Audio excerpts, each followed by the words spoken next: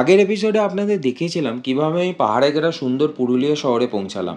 আর আজকের এই এপিসোডে আপনাদের নিয়ে ঘুরে দেখাবো পুরুলিয়ার 11টি অসাধারণ ট্যুরিস্ট স্পট, সব কিছু ডিটেল ইনফরমেশন সহ। সকালটা শুরু হয়েছিল রিসোর্টের ফ্রেশ হাওয়া আর শান্ত পরিবেশে হালকা এক্সারসাইজ দিয়ে। সত্যি বলতে এমন নেচারের মাঝে সকালটা শুরু হওয়া অন্যরকম একটা পজিটিভ ভাইবস এনে দেয়। তারপর রাজকীয় ব্রেকফাস্ট, কারণ ট্রাভেল করলে হেলদি ব্রেকফাস্ট খুবই জরুরি। তাই ফ্রুটস আর লাইট হেলদি খাবার খেয়ে নিজেকে রেডি করলাম সারাদিনের অ্যাডভেঞ্চারের জন্য। এরপর একটু গল্ফ খেলে রিসর্টের পরিবেশটা শেষবারের মতো এনজয় করে চেক আউট করলাম। তারপর প্রি বুক কার নিয়ে বেরিয়ে পড়লাম আমাদের প্রথম ডেস্টিনেশনের পথে। তুমি পৌঁছালাম মার্বেল লেকে। জায়গাটা দেখে এক কথা অবাক হয়ে গেছিলাম। চারদিকে শান্ত জল আর পাহাড়ের দৃশ্য, যেন নেচারের নিজের আঁকা একটা পেন্টিং। তারপর গেলাম বামনি ফলসে। যদিও নিচে নামতে অনেক সিঁড়ি ভাঙতে হয়, কিন্তু একবার নেমে গেলে সেই প্রাকৃতিক সৌন্দর্য সব কষ্ট ভুলিয়ে দেয়।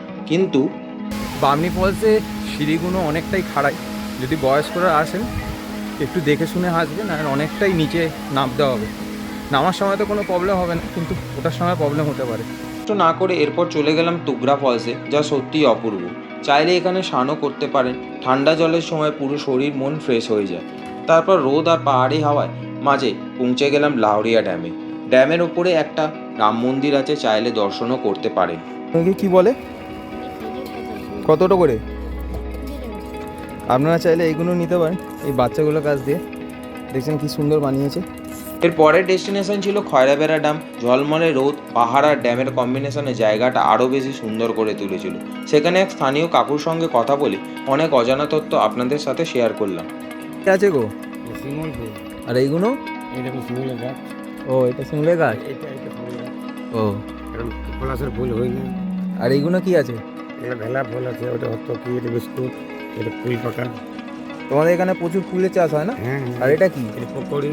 ও, এরকম সত্যি বলতে ঘুরতে এলে নতুন মানুষের সঙ্গে পরিচয় হলে জায়গাটা আরও কাছ থেকে চেনা যায়।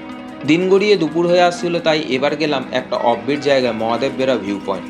এখানে কিছুক্ষণ দাঁড়ালেই বোঝা যায় শহরের ব্যস্ত জীবন থেকে কতটা শান্ত আর পিসফুল এই প্রকৃতি। আর সেখান থেকেই রওনা দিলাম মুখোশ গ্রামের দিকে, যার সম্পূর্ণ ভিডিও আসছে আমার নেক্সট এপিসোডে। আরও ডিটেল ইনফরমেশনের জন্য ক্যাপশনটি অবশ্যই দেখে নিন।